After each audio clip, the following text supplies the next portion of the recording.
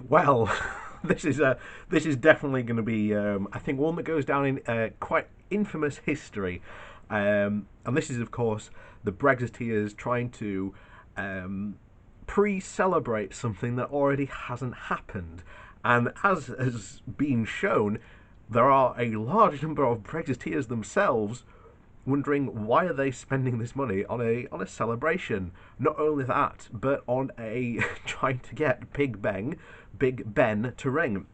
And I agree with Ian Dunt here that, quite frankly, this is a horror show of things to come. It is Brexit wrapped up in a nutshell of unrealistic expectations, um, you know, proving that reality always wins. So the whole week, they spent the whole week talking about bongs on Big Ben. The sheer scale of the lunacy is difficult to is difficult to fully comprehend. What you are seeing, more or less in real time, is a nation turned into a clown car model of itself. We are living in the scary movie franchise version of Britain, a cheap, low common denominator satire of the country we used to know. For a week's news cycle, the country's print, broadcast, and online media debated the issue of whether Big Ben, which is being refurbished, should bong to ring in the moment Britain leaves the EU, despite a price tag of over £500 million. To even engage in it is to make a mockery of your own intellect. It is like it is like a, a celebrity hostage situation. The more you read about it, the more brain cells will die. But there is something to be gained from peering into the debate. You get a useful glimpse of how Brexit will be debated over 2020. Over the course of the year, Britain will negotiate the most important trade deal in its history. It is one which will define the status of this country for years to come. It will affect every part of the economy, from services to manufacturing to the basic internal functioning of the UK single market. During this time, the government will try to make sure that we barely mention it. Boris Johnson wants to pretend that he's got Brexit done, it's over, finished, that it is all some tedious, irrelevant tinkering that you don't need to worry about. It must not, under any circumstances, be seen for what it really is, the system rebooting of a country's trading arrangements.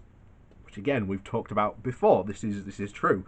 I will talk about this non-stop, as I'm sure many people will. So instead, we were presented with this: a culture war mockery of the technical reality taking place underneath it.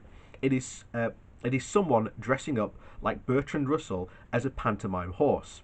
The bongs are just nonsense. They are nonsense as a depository for political thought, which might otherwise go in dangerous directions, namely scrutinising the government.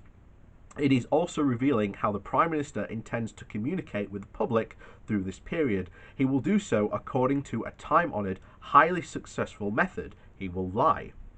We're working up a plan so that people can bung a bob for a Big Ben bong, he said on Thursday.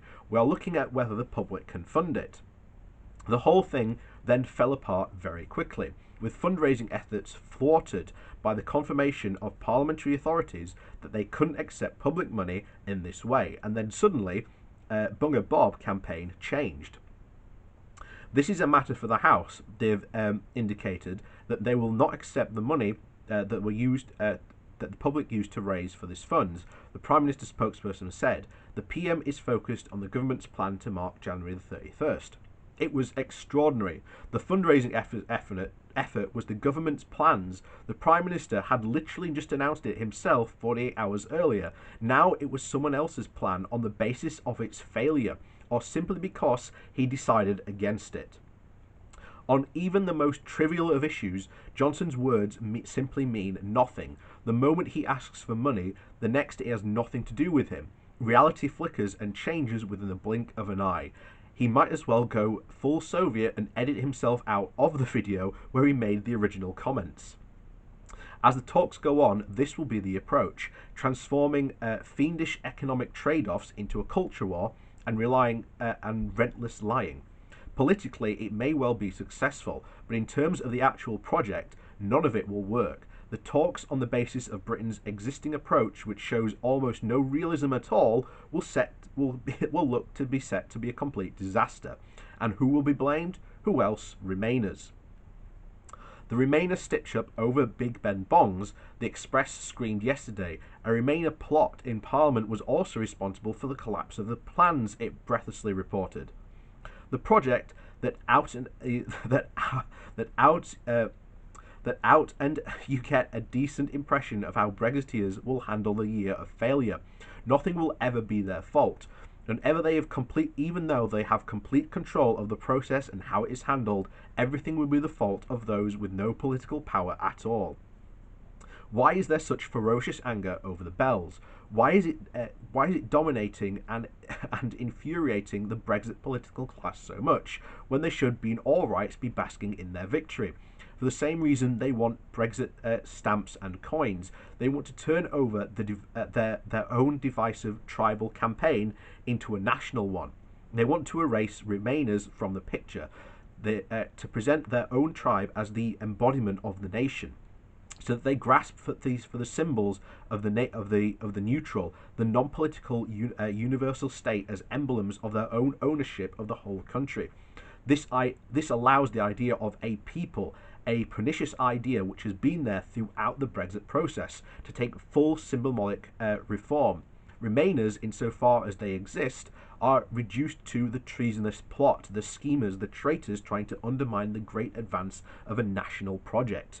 In all this, in the microcosm, there is both tragedy and farce, and in an alarming one, a deranged parable.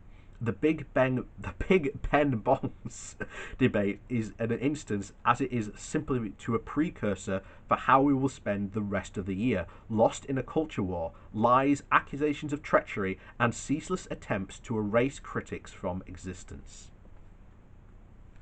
And I agree. This year is going to be marked by horrendous failure, and remember, as we already mentioned this last week, they're in full control now. It's all on them. They have no one else to blame. And I said this even before as one of the possible outcomes. If they win, then they have to take full responsibility. They can't escape it. They can't pass the buck, despite how they might try and lie and say it's someone else's fault. The fact that we've already, again, discussed that the ideas for Britain's future trading relationships just aren't based on any sort of reality. It's all based on this fantasy. And there you go. Prepare for a wonderful, wacky year ahead. I'm certainly going to enjoy it and just be like, well, you've got no one else to blame now, Brexiteers, but yourself. You're the ones in charge. You have full political control. There is nothing that can stop you from doing essentially what you want, which should terrify a lot of people, given the fact of how right-wing and Thatcherite Johnson and his government are. So buckle up. It's going to be a fun year.